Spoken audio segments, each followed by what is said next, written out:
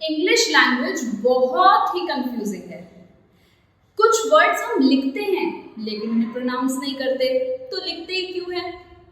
बहुत सारे वर्ड्स हैं ऐसे, इसका कोई रीजन नहीं है, कोई आंसर नहीं है, क्योंकि इंग्लिश हमने बहुत सारी लैंग्वेजेस से लेके बनाई है, लेकिन फिर भी पढ़नी तो है ही।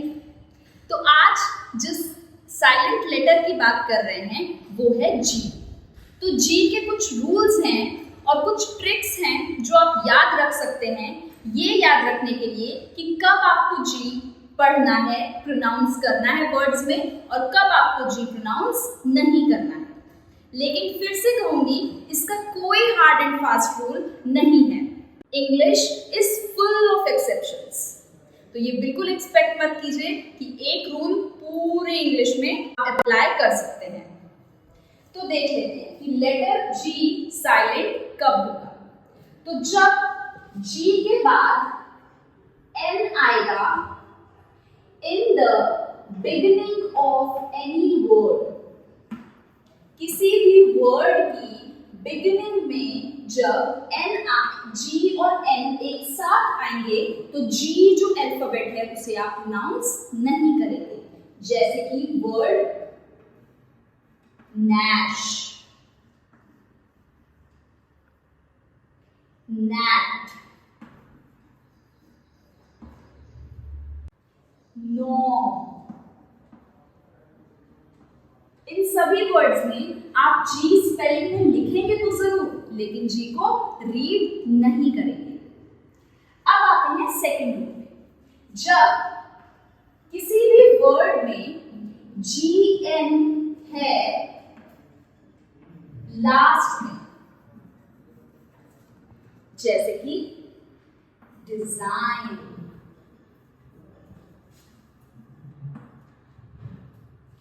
फॉरेन,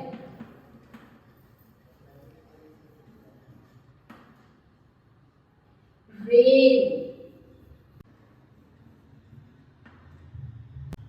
align, sign, तो इन सभी वर्ड्स में लास्ट में आ रहा है जी एन, तो यहां पे आप जी को रीड नहीं करेंगे, जी का कोई साउंड नहीं आएगा, मतलब जी जो है वो है साइलेंट। अब आते हैं नेक्स्ट साउंड पैटर्न पे।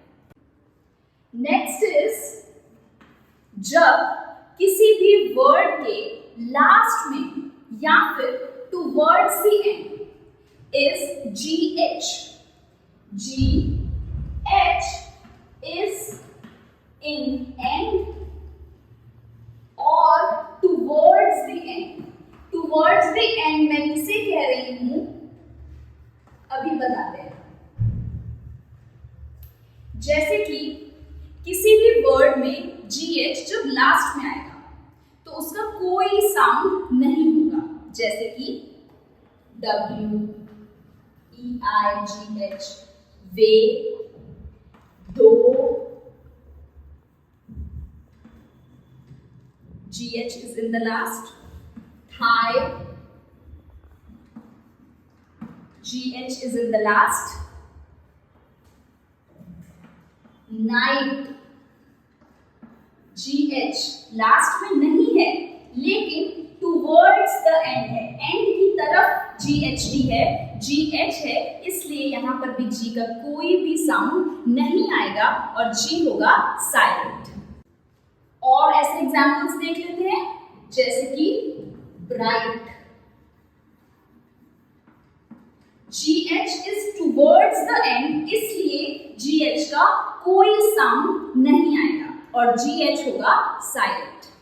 लेकिन जी एच एंड में आएगा तभी साइलेंट होगा, या फिर टुवर्ड्स द एंड आएगा तभी साइलेंट होगा, ये कोई जरूरी नहीं है, क्योंकि जी एच का एक और साउंड है, वो क्या है? वो है,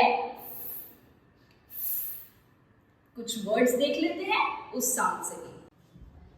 जी एच अगर किसी वर्ड के लास्ट में आएगा तो उसको प्रोनाउंस कैसे करना है कुछ वर्ड्स में, तो उसे हमें प्रोनाउंस करना है एज, जैसे कि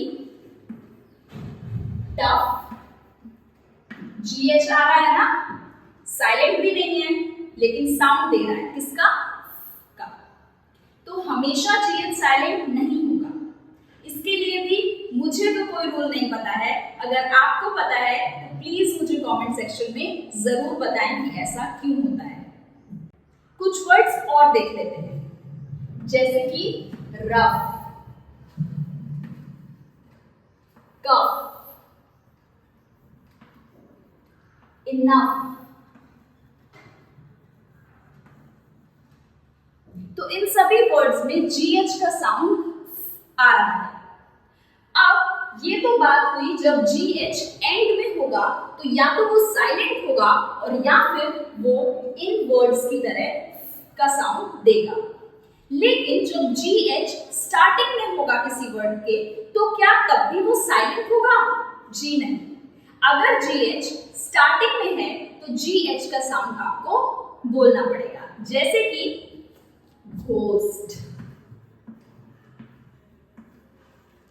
में GH का साउंड आ रहा है, जैसे कि वर्ड घी, इसमें भी GH का साउंड आपको सुनाई दे रहा है। गैस्ट्रिक, इस वर्ड में भी आपको GH का साउंड सुनाई दे रहा है और आपको G का साउंड बोलना है। यहाँ पे G साइलेंट बिल्कुल भी नहीं है। तो ये थे कुछ रूल्स जिससे आप ये पता कर सकते हैं कि G साइलेंट कब होगा और कब आपको G को प्रोनाउंस करना है। अगर करना है तो कैसे। इसके अलावा G के कुछ और भी साउंड्स हैं, ग और ज। तो ग और ज कब होगा, मीन सॉफ्ट G और हार्ड G कब होगा, अगर इसके लिए आपको वीडियो चाहिए तो प्लीज कमेंट सेक्शन में मुझे जरूर बताएं।